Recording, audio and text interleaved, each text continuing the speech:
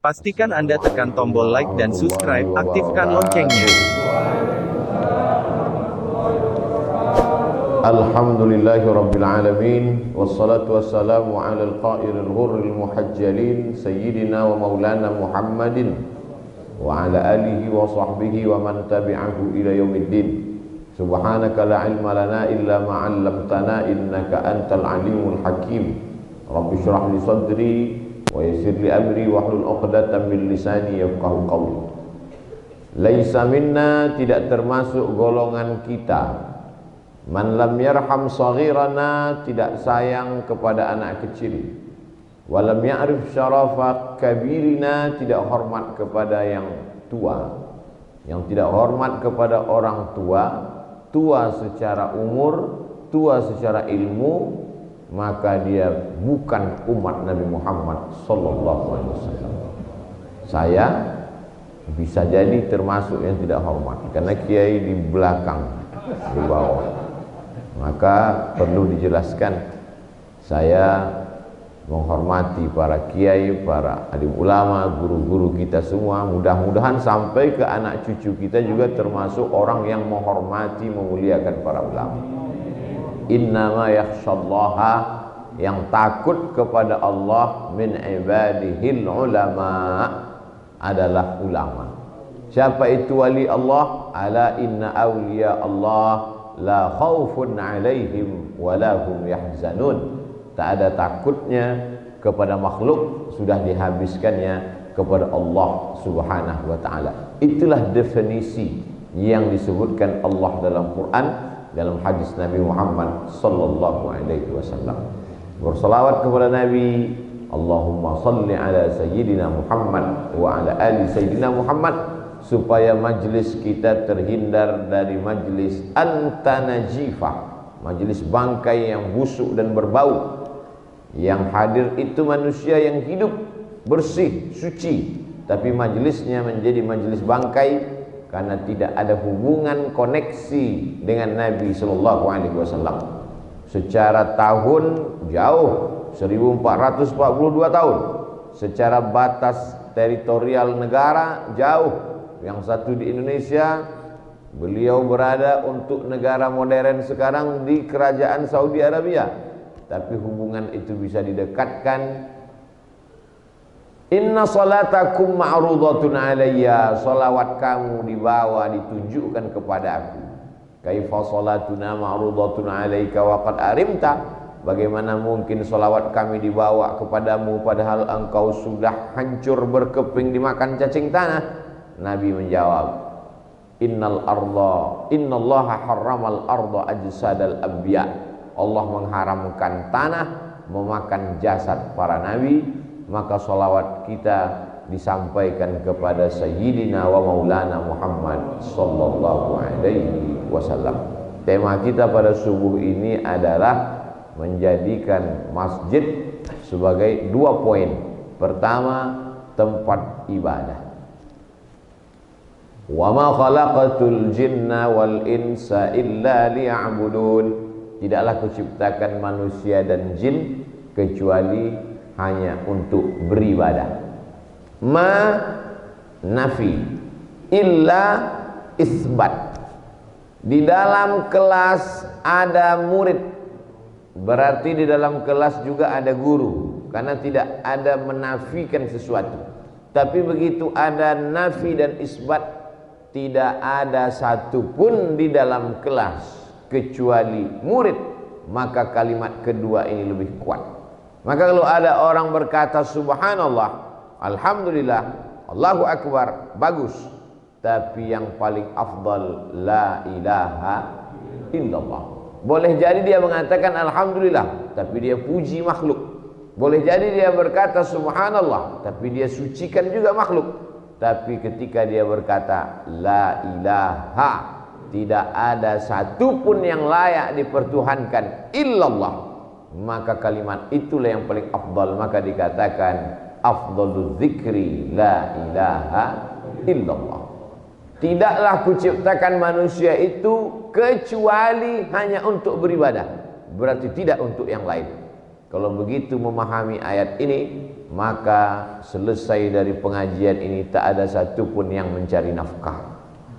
Ketika ditanya, kamu tidak buka ruko pagi ini? Wa ma khalaqtul jinna wal insa illa liya'budun. Aku diciptakan hanya untuk beribadah. Lalu kalau begitu kontradiksi antara ayat ini dengan ayat yang lain. Idza qudiyatis shalah, kalau salat sudah dilaksanakan, fantashiru fil ard, bertebaranlah di atas muka bumi, wabtaghu min fadlillah, carilah karunia Allah.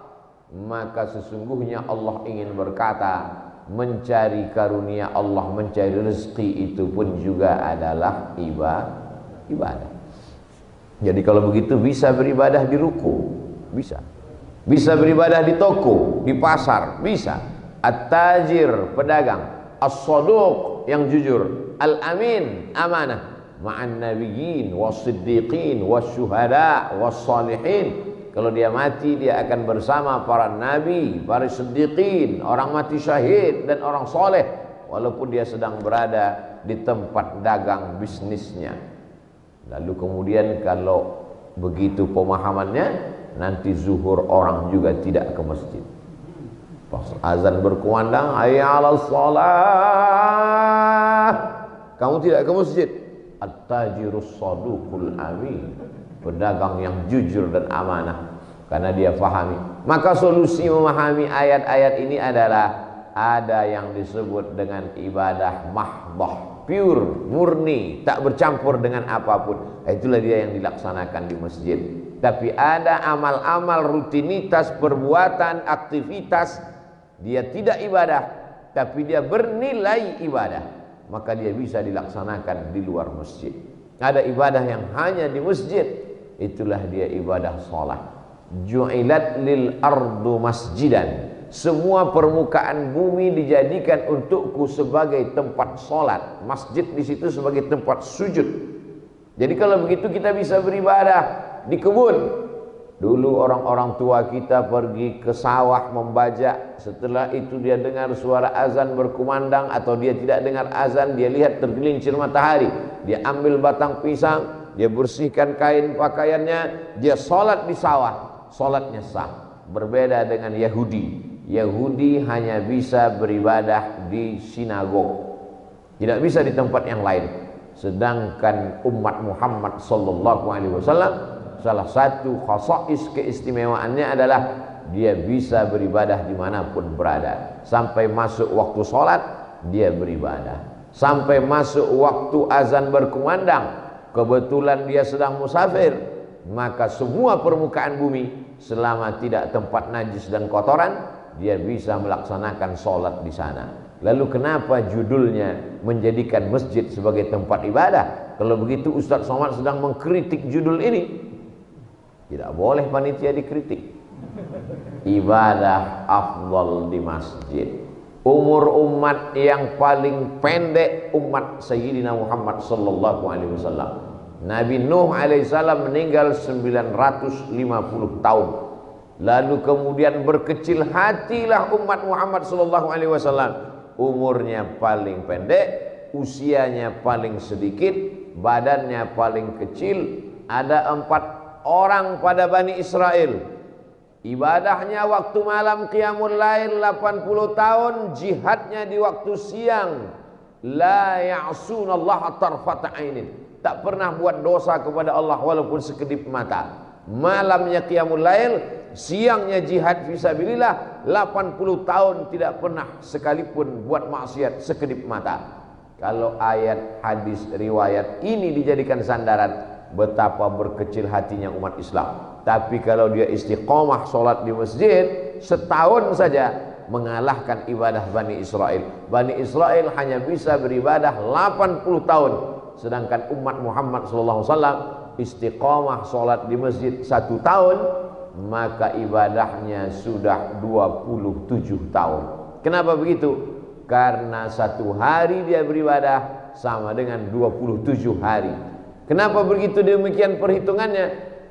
Man shalla, siapa yang sholat al-jama'ata, sholat jamaah, Salatul jamaati, salat berjamaah, tafdulu salatal fardhi, lebih utama daripada salat sendirian, bisa wa 20 darajah, 27 derajat. Orang selalu menghitungnya satu salat. Satu salat di sini dengan satu salat di rumah 27. Iya, kalau ngitungnya satu salat. Tapi kalau ngitungnya satu tahun, maka orang yang istiqomah salat di masjid satu tahun berarti bertambah usianya 27 tahun. Kalau istiqomah 10 tahun berarti usianya bertambah 270 tahun. Kalau istiqomah 40 tahun tinggal hitung aja sendiri. Betapa umur umat ini luar biasa. Itu belum dihitung Lailatul Qadar. Kalau dia dapat Lailatul Qadar, Lailatul Qadri khairum min alfi syahri, lebih baik daripada 1000 bulan. Dua pendapat ulama tentang makna alfi syahri. Yang satu mengatakan 1000 bulan itu memang angka nominal 1000 bulan 83 tahun.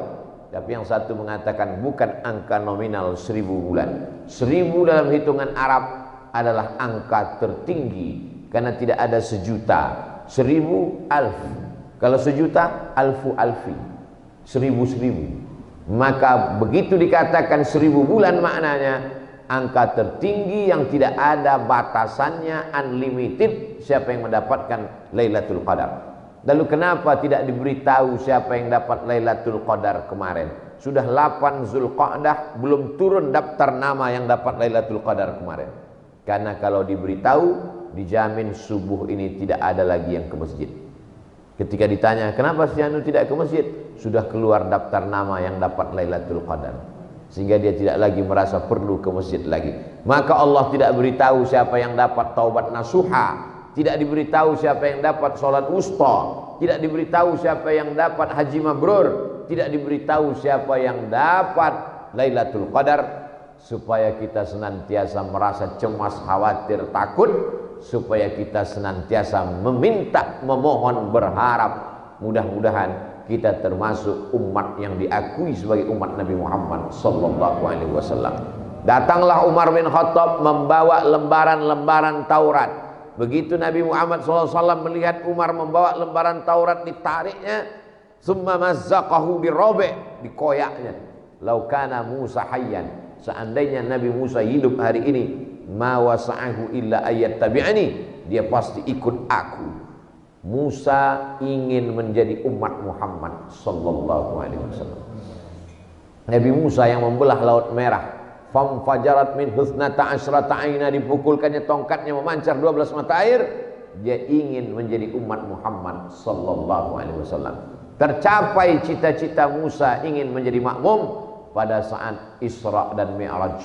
Nabi bersalam, di belakangnya Nabi Ibrahim, di belakangnya Nabi Musa, di belakangnya Nabi Isa. Tapi bukan saya mau mengatakan bahwa hari ini saya imam dan yang di belakang saya ini makmum semua, bukan.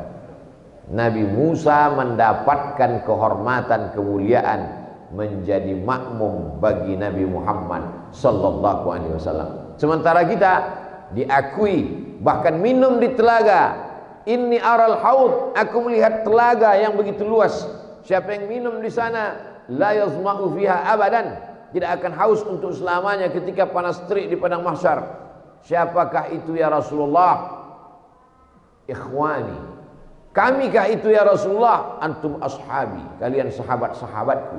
Mereka yang minum di telaga itu kalian masuk juga, tapi ada orang yang khusus, ikhwani, saudara-saudaraku. Siapa itu ya Rasulullah? Amanu bi walam yarawni, mereka beriman kepadaku padahal tak pernah melihat aku.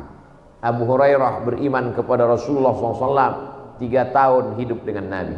Abu Hurairah masuk Islam tahun ke-7, 8, 9, 10. Tahun ke-11 bulan Rabiul Awal Nabi meninggal. 3 tahun dia hidup dengan Nabi.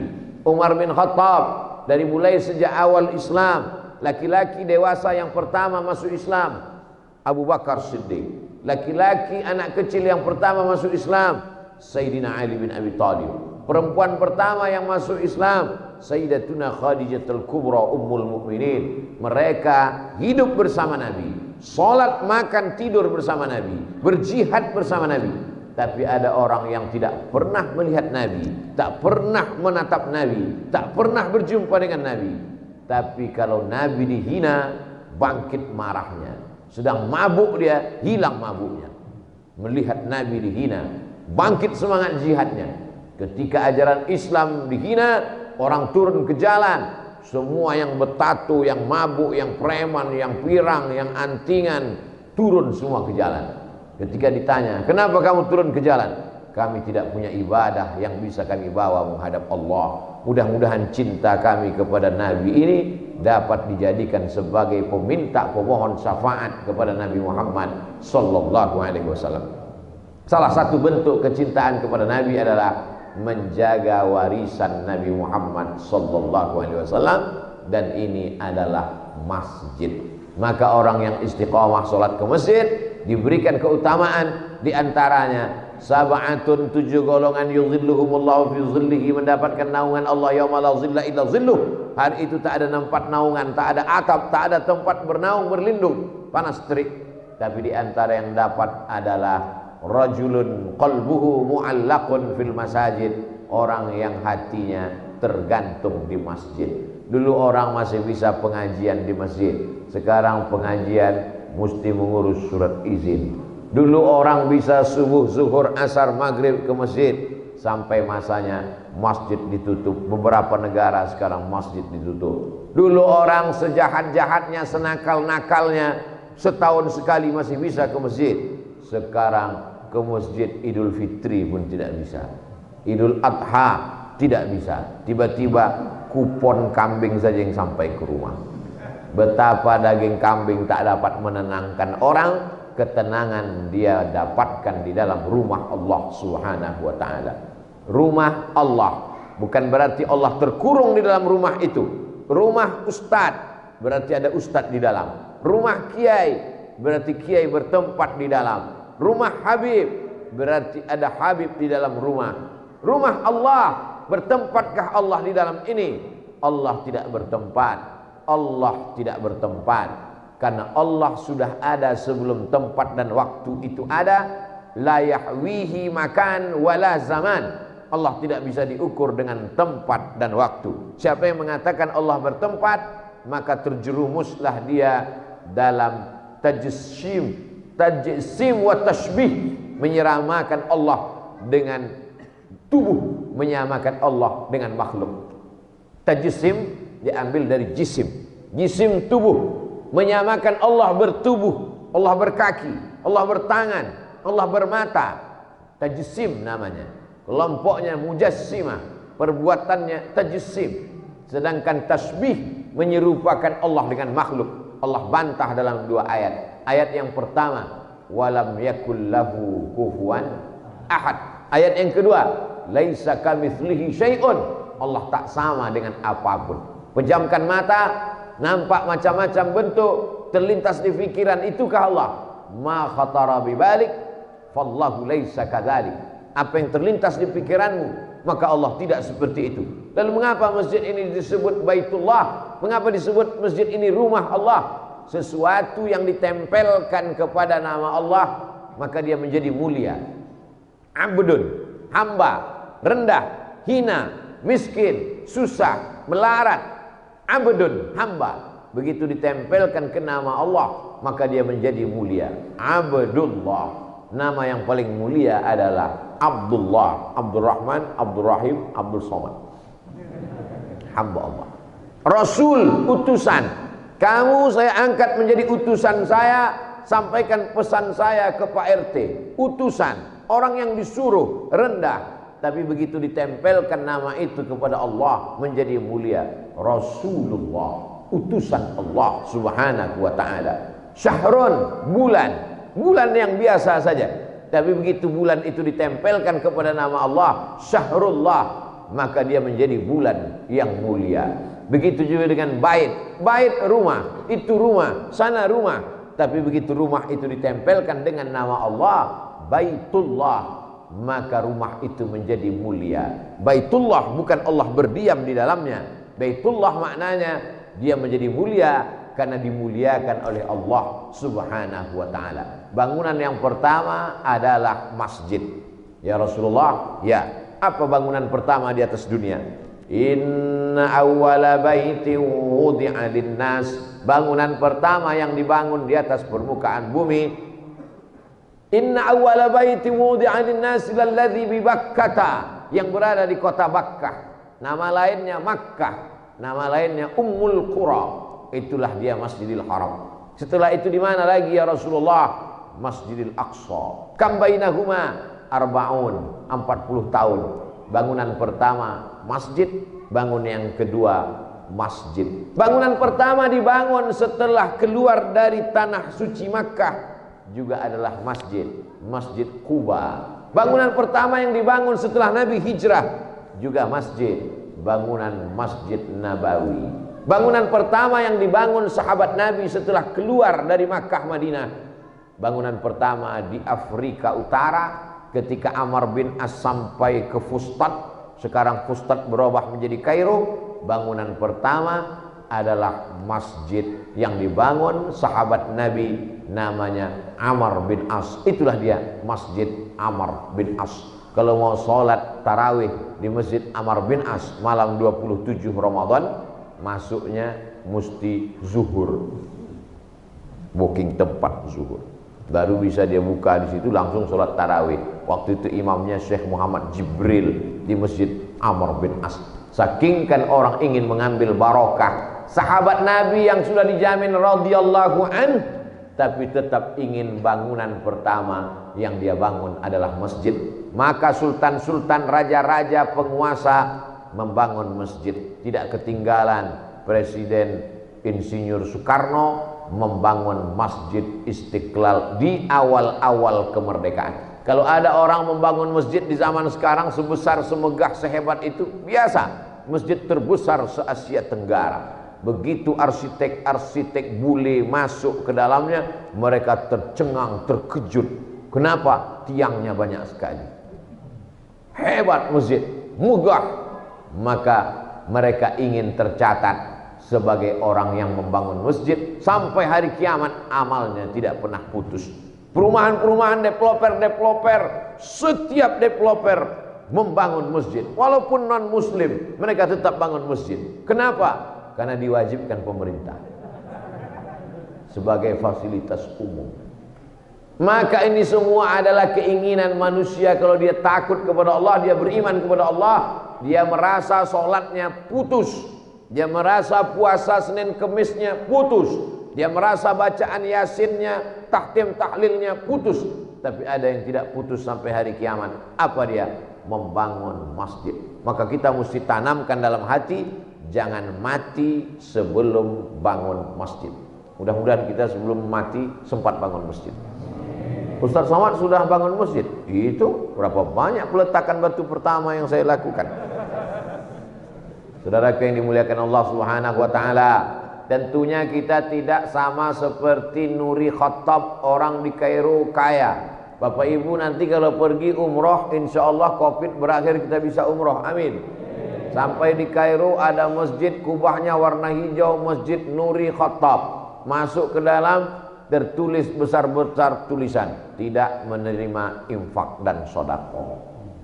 Dia bangun masjid sendiri, tanahnya beli sendiri, bangun masjid sendiri, dia buat sendiri, tidak ada kota, tidak membangun infak dan sodako. Seolah-olah dia ingin berkata, aku mau masuk surga, kamu buatlah pintu sendiri, buatlah tempat sendiri. Walaupun dia tidak berkata demikian, mungkin dia tidak angkuh, tidak sombong, tidak egois. Dia hanya ingin berkata, kalau kamu mau sedekah untuk masjid, cari masjid lain, bangun masjid lain. Tapi kita tidak demikian. Karena keterbatasan ekonomi kita tidak bisa beli tanah bangun masjid, maka paling tidak ikut pembebasan tanah masjid. Ini udah terbaca nih kemana arah ceramah Ustaz Somad. Ujung-ujungnya penggalangan dana. Tidak ada penggalangan dana. Masjid kita sudah bagus, sudah cantik, sudah hebat, sudah mewah. Jamaah di atas yang tidak bisa melihat ke bawah sudah disiapkan, ada monitor di atas, tapi kelihatannya nggak ada nih jamaah di atas. Ada, alhamdulillah ibu-ibu, bapak ibu yang dimuliakan Allah Subhanahu wa taala. Maka yang tidak bisa dilakukan semuanya, jangan tinggalkan semuanya. Begitu kaedahnya. ma la yudraku kulluh, la yutraku kulluh. Kalau tidak bisa buat semua, jangan tinggalkan semua. Kalau tidak bisa bangun masjid sebesar ini, jangan tinggalkan kosetnya, jangan tinggalkan pintunya, jangan tinggalkan dindingnya, jangan tinggalkan tiang dan pondasinya. Sekecil apapun yang kita lakukan, Allah menghibur orang-orang yang tidak mampu. Famay ya'mal mithqala dzarratin khairan yarah. Itu hiburan untuk yang ngasih semen 1 sak. Itu membahagiakan orang yang ngasih 1 truk batu bata. Kenapa? Karena dia merasa tidak ada amalnya apa-apa. Beberapa pekan yang lalu saya di Medan, Sumatera Utara. Ada istana Melayu yang cantik dan indah, Istana Maimun namanya. Di depan Istana Maimun sebelah kiri ada kolam raja, di sebelah kanan ada masjid yang besar. Kebetulan di acara itu hadir raja muda, keturunan cucu cicit silsilah tuan raja yang membangun istana. Ustadz Somad untuk membangun istana itu dulu 300.000 sak semen. Bayangan saya berapa masjid bisa dibuat. Tapi untuk membangun masjid yang ada di depan istana 1 juta sak semen. Untuk istana cukup 300.000. Tapi untuk masjid dipanggil arsitek. Kombinasi antara timur dan barat. Arsitek Belanda, arsitek Timur Tengah. Jadilah Masjid Raya Al-Masun. Seolah-olah Raja Sultan Delhi ingin berkata di hadapan Allah Subhanahu wa ta'ala, ya Allah, aku memang tinggal di istana, tapi hanya 300.000 sak semen. Tapi untuk rumah engkau, memuliakan engkau dan hambamu yang soleh solat di sana, 1 juta sak semen. Maka kemuliaan, la tus'alunna yauma idzin 'anin na'im. Kamu pasti akan ditanya tentang nikmat Allah Subhanahu wa taala, dan nikmat itu dipakainya untuk membangun rumah Allah. Membangun masjid diantaranya adalah keutamaan beribadah, dan ibadah yang paling utama diantara segala ibadah adalah, makanya salah satu pintu surga bernama babus sholat, pintu sholat. Berapa banyak orang yang risau, galau, stres, depresi, dibawa ke masjid, tenang, lapang hatinya. Berapa banyak orang yang sakit. Tahun 2017 bulan Agustus saya ke Kairo. Dulu ketika saya kuliah di Mesir 98 sampai 2002, itu kursi-kursi banyak dibuat sebelah kiri dan sebelah kanan. Soft, ujung ada kursi 3, 4, sebelah kiri ada kursi agak 2, yang tua-tua di kursi. Yang tua sakit, tidak bisa berdiri, duduk. Anaknya datang membawa orang tua yang sakit ke masjid. Karena kalau dia di rumah hanya melihat dinding, melihat TV, dia stres, dia susah hati, dia galau. Sampai ke masjid hatinya lapang. 2017 terjadi perubahan luar biasa. Saya bandingkan dengan terakhir saya pulang tahun 2002. Apa yang Ustaz lihat? Tidak ada lagi kursi di kanan dan kiri, tapi dibuat kursi di belakang 1 baris, 2 baris. Kursi lebih banyak. Artinya orang sakit lebih banyak. Untuk yang sakit tidak lagi di kanan, tidak lagi di kiri, tapi di belakang dibuatkan kursi 2 baris, 3 baris di beberapa masjid. Orang tua tetap dibawa ke masjid. Anak yang berbakti kepada orang tua, bukan berarti orang tua diletakkannya di atas kasur, dikasih bubur, dikasih pisang, dikasih jeruk, dikasih makanan, di depannya dibuatkan TV. Bukan seperti itu. Bawa dia ke masjid karena dia ingin berjumpa dengan sahabat-sahabatnya. Dia merasa sakit dia yang paling parah. Dia merasa dialah yang paling susah. Tapi setelah sampai di masjid, dia lihat ada orang yang lebih sakit. Oh, ternyata aku sakit, tapi ada orang yang lebih sakit daripada aku. Lapang dadanya. Kita ini melihat hidup ini tergantung membandingkan dengan siapa. Orang yang punya mobil mahal 2 miliar merasa Tuhan tidak adil. Betapa tidak adilnya Tuhan, kata dia. Kenapa? Karena dia mendongak ke langit melihat temannya punya pesawat pribadi. Tapi ketika dia lihat ke bawah, maka Allah menyuruh kita melalui Nabi Muhammad SAW, unzur ila man huwa asfala minka. Lihatlah orang yang berada di bawahmu, maka akan datang syukurmu kepada Allah Subhanahu wa ta'ala. Datang ke masjid, kita sedang mensyukuri nikmat Allah. Datang ke masjid, sedang merasakan kelapangan hati, kepuasan spiritual. Jangan larang orang tua ke masjid. Perempuan bagaimana Ustaz? La tamna'u ima Allah masajidallah. Jangan kamu larang perempuan untuk datang ke rumah Allah. Hadis sahih. Tapi katanya perempuan lebih baik di dalam rumah, lebih baik di dalam kamar, lebih baik di dalam tempat yang sempit di dalam kamar. Betul. Ketika terjadi fitnah, maka perempuan lebih baik di dalam kamar, lebih baik di dalam rumah, lebih baik di dalam tempat sempit di dalam kamar. Di Palestina, perempuan tidak ke masjid karena takut ditangkap tentara Zionis Israel. Tapi di lingkungan kita, apa ada tentara Israel yang sudah siap menunggu di balik pagar? Tidak ada. Maka perempuan tetap ke masjid. Perempuan sebaik-baik sop laki-laki di depan, sebaik-baik sop perempuan di belakang. Kenapa sebaik-baik sop perempuan itu perempuan yang paling belakang? Karena perempuan yang paling belakang itulah yang paling jauh dari laki-laki. Sebaik-baik sop laki-laki yang paling depan, karena laki-laki yang di depan inilah yang paling jauh dari perempuan.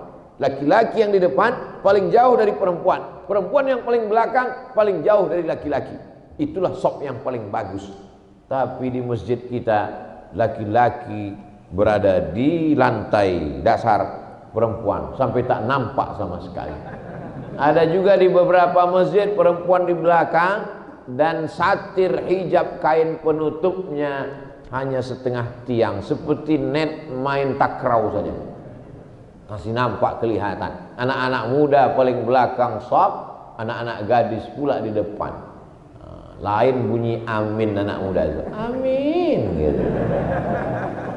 Nah, ini masjid bagus. Tiru susunan ini perempuan sehingga tidak ikhtilat, tidak campur aduk, sehingga tidak merusak kekhusyuan hati. Bagus. Di sebagian tempat dibuat satu tempat khusus untuk perempuan.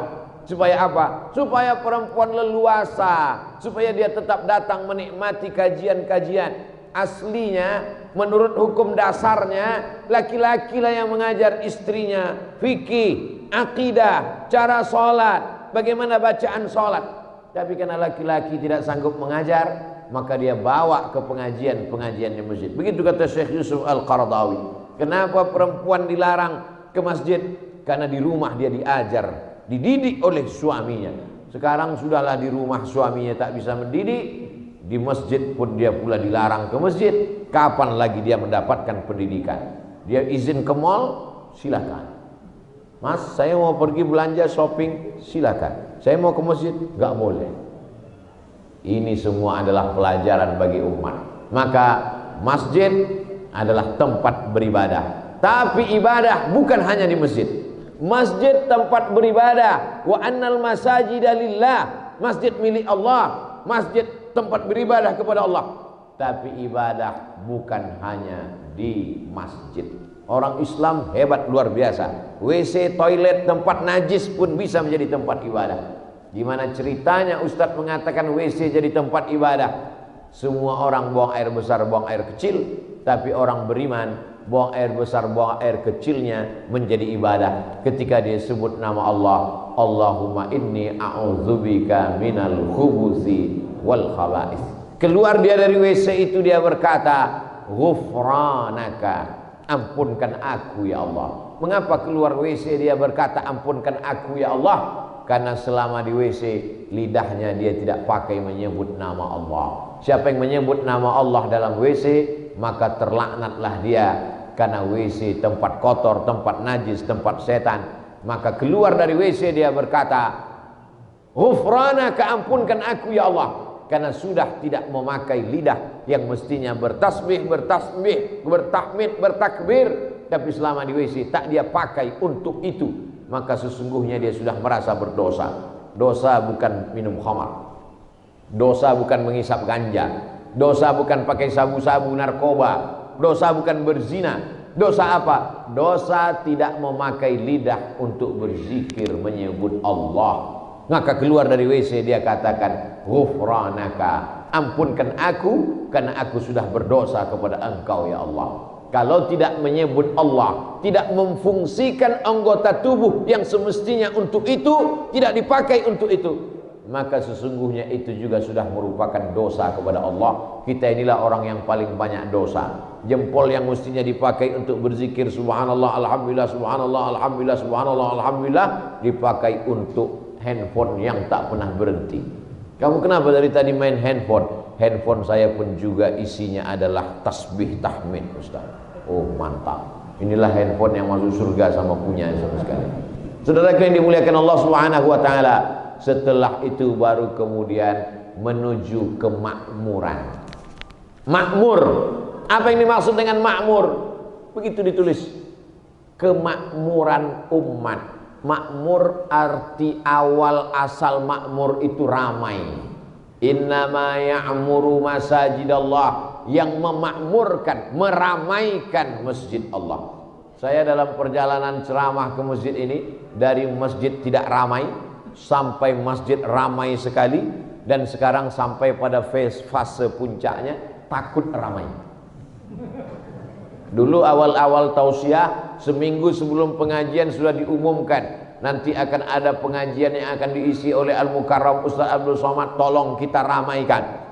Sebelum kajian dibuat banner baleho panjang-panjang, di-share di grup-grup WhatsApp, sampai akhirnya ramai sekali. Dan puncaknya sekarang tidak diumumkan karena takut ramai. Macam-macam masa sudah kita jalani. Makna makmur adalah ramai.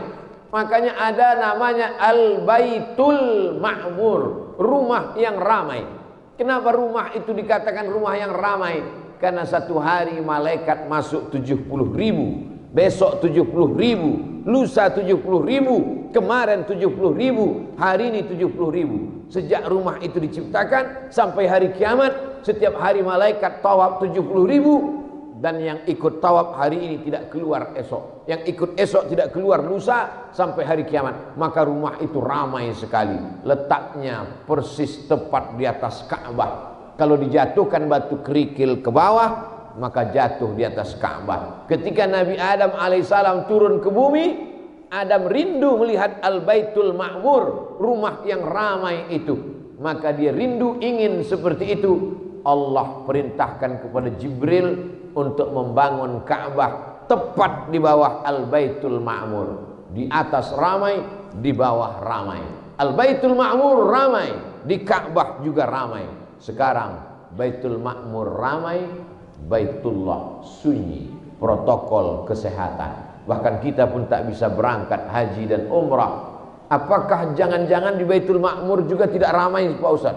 Tetap ramai, karena Covid tidak bisa kena ke malaikat. Yang tawaf di atas itu malaikat. Malaikat yang bertawaf ucapannya subhanallah walhamdulillah wala ilaha illallah wallahu akbar.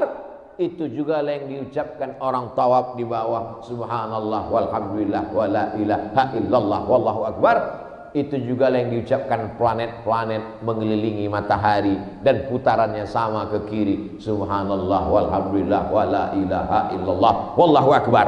Tiga makhluk berputar dengan ucapan yang sama di tempat yang berbeda. Planet-planet mengelilingi matahari subhanallah walhamdulillah wala ilaha illallah wallahu akbar. Malaikat mengelilingi Al-Baitul Ma'mur, rumah yang diramaikan. Subhanallah walhamdulillah wala ilaha illallah wallahu akbar. Manusia mengelilingi Ka'bah dengan ucapan yang sama. Subhanallah walhamdulillah wala ilaha illallah wallahu akbar. Makanya ucapan yang baik bagi orang yang tidak bisa berkeliling sama sekali. Subhanallah walhamdulillah wala ilaha illallah wallahu akbar. Kalimatani, dua kalimat. Khafifatani 'alal lisan, ringan di lidah. Tsaqilatani fil mizan, berat pada timbangan mizan amal soleh. Habibatani ilar rahman, paling disukai Allah. Subhanallah wa bihamdihi subhanallahil azim, subhanallah wa bihamdihi subhanallahil azim, subhanallah wa bihamdihi subhanallahil azim. Dulu orang takut pergi ke Makkah, orang kaya tidak mau pergi haji umrah. Pak Haji, Bapak tidak berangkat haji tahun ini? Tidak Pak Ustadz. Uang cukup, uang banyak. Kenapa nggak berangkat? Belum hafal doa 7 putaran. Sekarang doanya sudah hafal, nggak jadi berangkat. Betapa manusia mudah sekali Allah membolak-baliknya. Makna kemakmuran pada awalnya adalah ramai, tapi makmur yang kita maksud adalah kemakmuran umat, mapan secara ekonomi. Kenapa kemapanan umat secara ekonomi dibangun di masjid? Karena jamaah yang paling solid adalah jamaah masjid. Keseimbangan antara sholat dan solid. Banyak orang sholat tapi tak solid. Banyak yang solid tapi tak sholat. Kita ingin jamaah ini sholat dan solid. Solid dia. Ustadz Somad, di antara tempat belanja umat Islam sudah pada tumbang, tapi tempat belanja minimarket masjid ini paling solid dalam acara tadi malam. Kenapa begitu Pak? Karena jamaahnya selesai sholat langsung diarahkan untuk belanja ke minimarket masjid, sehingga uang jamaah berputar di antara jamaah. Sekarang kita punya jamaah tapi duitnya dipakai orang lain. Kambing punya susu, sapi punya nama. Susu apa? Susu sapi, padahal yang punya kambing. Apa maknanya? Jamaahnya punya kita, sholatnya tempat kita, tapi duitnya dipakai oleh orang lain. Masjidnya masjid kita, jamaahnya jamaah kita, air minumnya punya orang lain. Kecuali masjid kita, air minumnya punya kita, santri. Dapatkan di toko terdekat, sekaligus endorse. Jamaah yang dimuliakan Allah Subhanahu wa taala. Jadi masjid bukan hanya untuk mencari akhirat, masuk surga, dapat naungan di padang mahsyar. Masjid juga tempat umat untuk memasarkan dagangannya. Oh, Abdul Somad mengajak orang jualan di masjid. Bukankah Nabi mengancam, la arbahallahu tijaratahu, siapa yang jualan dalam masjid, semoga Allah tidak memberikan keuntungan para dagang bisnisnya. Bukan menjual barangan dagang dalam masjid, bukan itu maksudnya. Masjid punya minimarket, masjid punya tempat jual beras. Sekarang pedagang, petani-petani kita dijerat oleh rentenir lintah darat. Pada musim menanam mereka ulur uang, diberi pinjaman untuk beli bibit, diberi pinjaman untuk beli pupuk. Setelah dia terjerat, nanti pada musim panen harga padi ditekan sejatuh-jatuhnya, serendah-rendahnya. Dia tidak bisa jual ke tempat lain. Kenapa? Karena dia sudah tergadai, lehernya sudah terjerat oleh lintah darat. Datang pengurus masjid langsung ke kebun-kebun padi, ke sawah-sawah, bertanya, berapa harga padi kalian? Untuk tahun ini kami tidak bisa lagi Pak pengurus masjid, karena padi kami sudah dibeli rentenir. Tahun depan kami yang beli. Gak bisa juga Pak pengurus masjid, karena kami nanti pasti akan beli pupuk, gak ada uang lagi. Uang panen ini untuk bayar hutang, nanti ngutang lagi sampai hari kiamat. Apa kata pengurus masjid? Untuk musim panen tahun depan kami yang akan beli, putuskan hubungan kalian dengan riba. Masjid bisa menyelamatkan umat, memakmurkan ekonomi umat. Bisa apa tidak bisa? Bisa. Ustadz Somad cuma teori aja, kami sudah mempraktekkannya. Yayasan Tabung Wakaf Umat tiap bulan beli beras langsung ke petani, menyelamatkan, harganya bisa kita naikkan untuk memakmurkan umat. Jadi masjid tidak hanya khotib naik berceramah, alladzina yakuluna riba, orang yang makan riba, la yaqumuna illa kama yaqumul ladzi yatakhabbathu syaitanu minal mas. Nanti di akhirat bangkit dari kubur seperti orang bangkit dari kerasukan setan. Tapi ekonomi umat tidak kita perhatikan. Abdul Somad kemana-mana ceramah, konsennya pada tiga. Pertama, perbaikan pendidikan, masukkan anak-anak ke sekolah Al-Quran, TK Quran, SD Quran, SMP Quran, SMA Quran. Perbaikan ekonomi umat, belanja ke warung umat, belanja ke warung tetangga, belanja ke minimarket masjid, supaya uang umat berputar.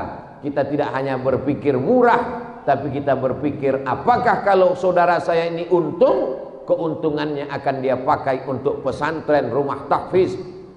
Kebanyakan orang memperkaya orang kaya, bukan memberdayakan jamaah. Maka kita mesti berpikir. Yang ketiga, masjid membuat solid, karena jamaah yang paling ramai adalah jamaah masjid. Dalam dunia demokrasi, suara terbanyak suara Tuhan, maka orang masjid memilih orang masjid, orang sholat memilih orang sholat, sehingga suara umat tidak diambil oleh orang lain.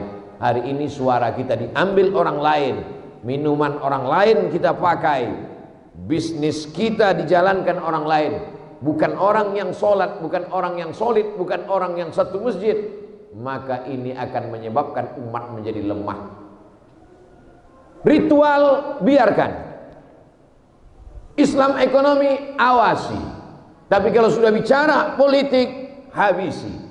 Bukan kata Abdul Somad, itu kata Buya Muhammad Nasir dalam perjalanan hidup beliau. Kalau ada orang Islam ramai-ramai bersolawat, berzikir, biarkan, karena dia tidak akan mengganggu ekonomi kita. Tapi kalau umat Islam sudah solid, membeli beras sesama dia, bisnis air minum sesama dia, bisnis pakaian, ini menjadi ancaman. Awasi. Maka umat Islam mesti kuat. Nabi Muhammad SAW di samping membangun masjid, maka dia juga membangun pasar Madinah. Makanya orang Yahudi heran, ini Nabi kok aneh, kenapa dia masuk pasar? Dulu yang namanya Nabi itu ngurus akhirat aja, ngurus spiritual aja. Urusan pasar biar kami urus, kamu ngurus masalah ketuhanan saja, masalah tauhid saja. Nabi masuk ke pasar, Nabi periksa barang-barang dagangan, Nabi masukkan tangannya ke dalam, Nabi inspeksi mendadak. Ya sahibat ta'am, hai penjual tepung gandum, hai penjual kurma, kenapa dicampur antara kurma yang kering dengan kurma yang basah, yang kena hujan? Asabahul matar, kena hujan ya Rasulullah. Lalu kamu campur? Iya. Kenapa kamu campur? Biar supaya laku semuanya. Man ghasyana falaysa minna. Siapa yang menipu bukan umat Muhammad sallallahu alaihi wasallam. Jadi Nabi Muhammad itu dianggap sebagai nabi yang aneh karena ngurus pasar. Hari ini pun begitu juga. Kalau ada ustadz ngurus pasar, ustadz gak usah ngurus pasar. Ustadz ngurus idgham qalqalah gunnah bila gunnah nun mati ketemu dengan qab min qablikum. Nah itu ustadz yang bagus. Ustadz tajwid mantap. Ustadz yang mengajarkan idgham qalqalah gunnah bila gunnah, tauhid sifat 20, wujud qidam baqa mukhalafatul awadis, bagus. Tapi juga yang memikirkan ekonomi umat, yang mengajak umat untuk belanja ke warung umat, yang mengajak umat untuk berputar uangnya di antara umat, maka itu juga kemakmuran umat. Oh, ini Abdul Somad anti kebinekaan. Bukan saya cuma menjelaskan apa yang ada di baliho. Salahkan pengurus masjid. Saudara yang dimuliakan Allah Subhanahu wa taala, ini umat Islam kalau dia tidak mapan secara ekonomi, tidak kemakmuran umat, maka dia bisa jadi murtad. Kada al-faqru ayyakuna kufran. Hampir saja kefakiran membuat orang menjadi kafir. Fakir tipis sekali dengan kafir. Orang akan menjual akidahnya hanya karena sebungkus mie instan. Kenapa? Miskin. Orang mudah menjual suaranya hanya karena sawer 50.000. Kenapa? Fakir. Tapi jamaah kita yang mapan secara ekonomi, dia insya Allah selamat. Anak-anak cucunya juga selamat insya Allah. Datang sahabat Nabi sakit, dijenguk oleh Rasul Sallallahu Alaihi Wasallam. Ketika itu Nabi ditawarkan hartanya. Ambillah semua hartaku ini untuk Islam ya Rasulullah. Nabi tidak mau. Kalau kau tidak mau semua, asyatru, ambil setengah, 50%. Nabi tidak mau. Kalau tidak mau ambil setengah, as-sulusu, ambil 30%. Sepertiga ambil ya Rasulullah. Kata Nabi, anta da'a warasataka aghniya. Kau tinggalkan ahli warismu dalam keadaan mampu secara ekonomi, mapan, khairun, lebih baik. Min anta da'ahum allatan, daripada kau tinggalkan anak cucumu miskin, susah, melarat, fakir, yatakaffafuna 'alan nas, minta-minta jadi pengemis. Tinggalkan anak cucu kita dalam keadaan mapan secara ekonomi. Tapi jangan dibalik. Jangan dibalik. Sekarang banyak orang makan halal haram, hantam kromo, bantai saja, korupsi, nepotisme demi untuk anak cucunya supaya mapan secara ekonomi. Kamu kenapa makan riba? Kamu kenapa korupsi? Kenapa tipu? Kata Abdul Somad, lebih baik kita meninggalkan anak cucu dalam keadaan mapan ekonomi walaupun dengan riba. Saya nggak pernah ngomong begitu.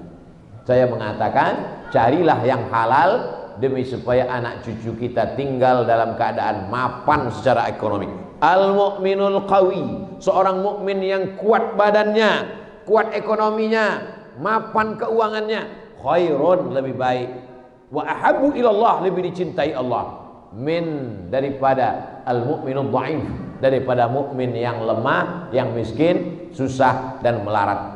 Kita bangun kekuatan ibadah melalui masjid, dan kita bangun kemakmuran umat melalui masjid sesuai dengan tema yang diberikan panitia pada kajian subuh ini. Mudah-mudahan kedua tujuan ini tercapai sebelum kita mati insyaallah. Terima kasih segala perhatian. Mohon maaf segala kesilapan dan kekhilafan. Apa yang Ustaz lihat dari tadi sudah sampai jam 6.00. Itulah batas waktu kita. Mudah-mudahan apa yang kita lakukan ini diridhai Allah Subhanahu wa taala. Al-Fatihah. A'udzubillahi minasyaitonirrajim. Bismillahirrahmanirrahim. Alhamdulillahirabbil alamin. Arrahmanirrahim. Maliki yaumiddin. Iyyaka na'budu wa iyyaka nasta'in. Ihdinas shiratal mustaqim. Shiratal ladzina an'amta 'alaihim ghairil maghdubi 'alaihim waladdallin. Amin. Allahumma arinal haqqa haqqan warzuqna ittiba'ah. Tunjukkan pada kami yang benar itu adalah benar, berikan kami kekuatan untuk mengikutinya. Wa arinal batila batila warzuqna ijtinabah. Tunjukkan kepada kami yang batil itu adalah salah dan berikan kami kekuatan untuk menjauhinya ya Allah. Allahumma aftah lana futuhal arifin. Bukakan pintu ilmu pengetahuan sebagaimana kau bukakan kepada para wali-wali dan nabi-nabimu ya Allah. Allahumma rzuqna rizqan halalan thayyiban mubarakan fih. Berikan kami rezeki yang halal barakah supaya kami bisa membangun masjid, berwakaf, berinfak dan bersedekah. Allahumma ja'al abna'ana wa banatina min huffazil Quran wal hafizat.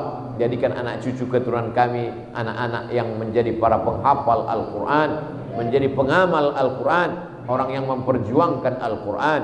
Allahumma ja'al hadzal balada baladan aminan mutma'innan ya'tihi rizquhu min kulli makan. Jadikan negeri ini negeri yang aman, damai, terbuka pintu rezeki dari segala penjuru. Rabbana ighfir lana dzunubana, ampunkan dosa kami, wali abaina, ayah kami, wali ummahatina, ibu kami, wali azwajina, pasangan hidup kami, wali dzurriyyatina, anak cucu keturunan kami, wali masyayikhina, para kiai, para guru, para habaib kami, wali zu'amaina, pemimpin-pemimpin kami yang saleh, wali man syarakana, semua yang ikut dalam program kajian kami subuh ini. Wa sallallahu ala sayyidina wa maulana wa syafi'ina wa dzukhrina Muhammad wa ala alihi wa sahbihi wasallam walhamdulillahi rabbil alamin. Terima kasih segala perhatian, mohon maaf segala kesilapan dan kekhilafan.